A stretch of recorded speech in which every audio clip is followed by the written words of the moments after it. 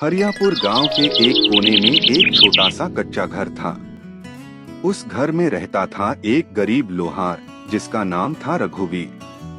दिन भर उसकी भौंकनी और हथौड़े की आवाज गूंजती रहती थी। वह पूरे गांव के लिए हल, दरांती, चाकू, खुरपी और औजार बनाता था। रघुवीर बचपन से ही मेहनती और ईमानदार था, लेकिन किस्मत ने उसे कभी धन नहीं दिया।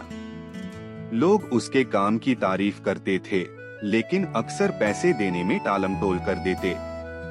फिर भी रघुवीर कभी शिकायत नहीं करता। उसकी पत्नी सीता अक्सर कहती, रघु, तुम्हारी ईमानदारी से घर का चूल्हा कैसे जलेगा? लोग तो तुम्हें ठग जाते हैं। रघुवीर हंसकर जवाब देता, सीता, चिंता मत करो। भगवान देर से देता है, लेकिन सही देता है। मेहनत का फल जरूर मिलेगा। समय बीतता गया, गरीबी बढ़ती गई।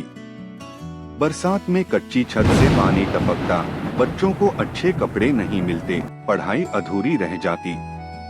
कभी कभी तो घर में 2 वक्त का खाना जुटाना भी मुश्किल हो जाता। एक दिन रघुवीर का छोटा बेटा बीमार पड़ गया। दवा खरीदने तक के पैसे नहीं थे। सीता रोते हुए बोली, अब क्या करें? बच्चे की जान खतरे में है। रघुवीर का दिल टूट गया। उसने आसमान की ओर देखा और बुदबुदाया, हे प्रभु, मैं मेहनत करता हूँ, किसी का बुरा नहीं सोचता, फिर भी इतना दुख क्यों? इसी बीच गांव में खबर फैली कि राजा को युद्ध की तैयारी के लिए सैकड़ों औजारों की जरूरत है। गांव के सरपंच रघुवीर के पास आए और बोले, रघु, राजा के आदेश पर हमें तुरंत मजबूत औजार बनाने हैं। यह काम तुमसे बेहतर कोई नहीं कर सकता। अगर तुम सफल हुए तो तुम्हें दरबार से इनाम भी मिलेगा। रघुवीर के चेहरे पर आशा की किरण चमकी। उसने तुरंत हामी भर दी। रघुवीर ने पूरी जान लगाकर काम शुरू किया। दिन हो या रात, हथौड़े की ठक ठक रुकती नहीं थी। हाथों में छाले पड़ गए, आंखों में नींद नहीं थी, लेकिन हिम्मत टूटने नहीं दी।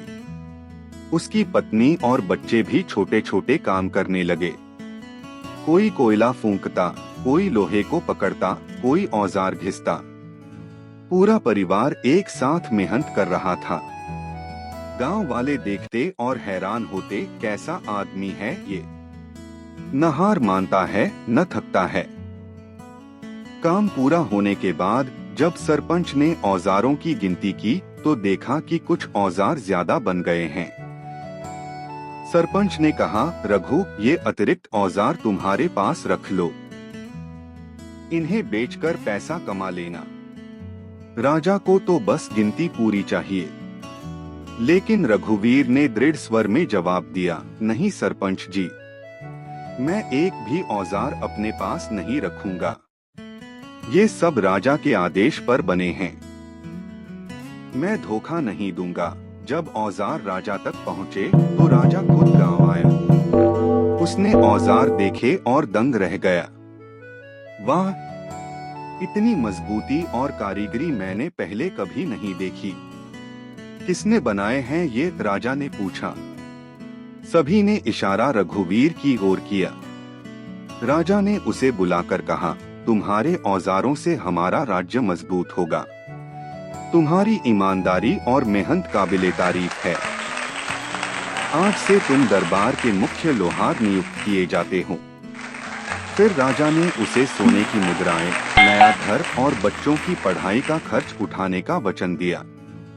रघुवीर की आंखें भर आईं। उसने हाथ जोड़कर कहा, महाराज, यह सब मेरे परिवार की मेहनत और भगवान की कृपा का फल है। अब रघुवीर के घर में खुशहाली लौट आई। उसका बेटा पढ़ लिख कर विद्वान बना, बेटी की पढ़ाई भी पूरी हुई और घर में सुख शांति छा गई। सीता गर्व से सबको कहती, देखा, मैंने कहा था न, ईमानदारी और मेहनत का फल जरूर मिलता है। मेहनत और ईमानदारी कभी व्यर्थ नहीं जाती। मुसीबतें इंसान की परीक्षा होती हैं।